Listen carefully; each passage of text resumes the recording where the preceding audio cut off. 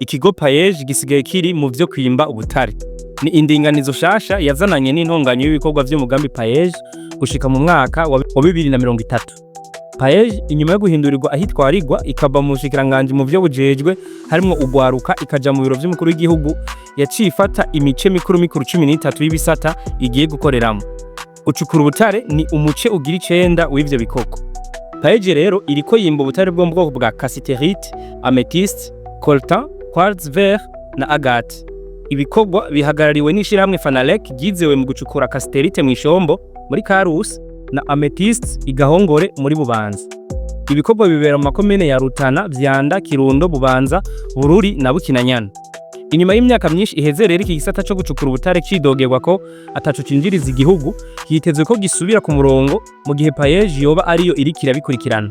Aha umuntu akazirikana ko umugambi PAEEJ mu gihe muri kino gihe ukoresha amafaranga ya leta uri kurarondera gushobora kwibeshaho.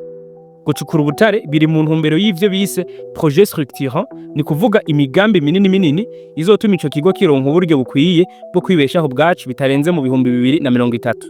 None PAEEJ izohindura ico gisata c'ubutare kije ku murongo hamwe giterera bimwe biboneka mu butunzi bw'igihugu. Ni ivyo guhanga amaso.